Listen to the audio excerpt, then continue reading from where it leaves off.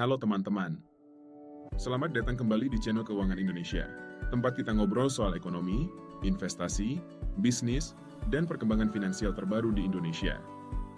Saya, nama kamu, dan hari ini kita bakal bahas update paling penting tentang kondisi ekonomi Indonesia di tahun 2025.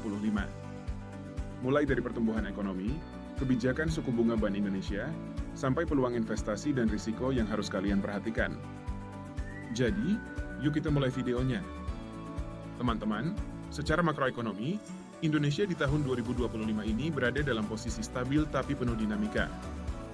Bank Indonesia memproyeksikan pertumbuhan ekonomi nasional berada di kisaran 4,6% sampai 5,4% tahun ini, angka yang cukup solid di tengah kondisi global yang penuh ketidakpastian.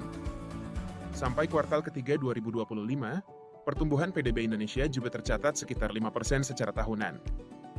Beberapa sektor utama seperti manufaktur, pertanian, konstruksi, perdagangan dan jasa masih menjadi penyumbang terbesar untuk pertumbuhan ekonomi.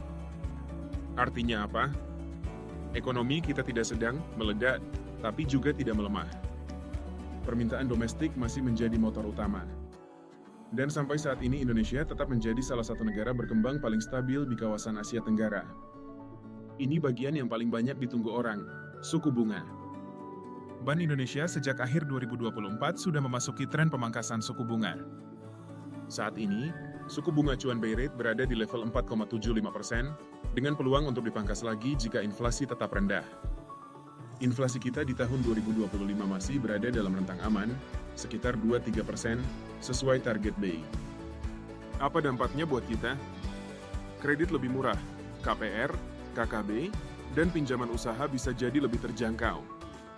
Rupiah lebih stabil, tapi BI tetap berhati-hati agar pemangkasan suku bunga tidak melemahkan nilai tukar. Likuiditas meningkat, artinya dunia usaha punya ruang untuk ekspansi. Buat kalian yang punya rencana beli rumah atau mau ekspansi usaha, tahun ini bisa jadi momentum yang bagus. Walaupun kondisi terlihat stabil, kita tetap punya beberapa tantangan penting. Perlambatan ekonomi global bisa menurunkan permintaan ekspor. Ketegangan geopolitik berdampak ke harga komoditas, energi, dan nilai tukar. Transformasi industri, beberapa sektor padat modal tumbuh lebih lambat dan perlu adaptasi.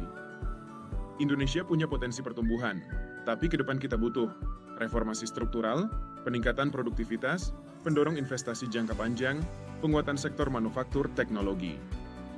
Dengan kata lain, kebijakan moneter saja tidak cukup. Transformasi ekonomi adalah kunci. Untuk keluarga konsumen, suku bunga turun cicilan bisa lebih ringan. Harga barang relatif stabil, daya beli terjaga. Tapi tetap harus waspada dengan utang konsumtif.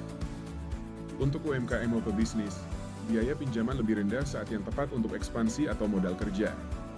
Permintaan domestik kuat peluang di sektor perdagangan, makanan, logistik, digital.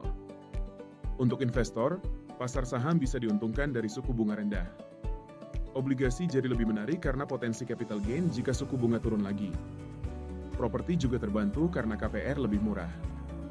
Kuncinya, diversifikasi, hindari spekulasi jangka pendek, fokus ke sektor-sektor yang punya fundamental kuat. Jadi teman-teman, 2025 ini bisa jadi tahun penuh peluang bagi masyarakat, pelaku usaha, dan investor. Ekonomi kita stabil, suku bunga turun, dan inflasi terkendali.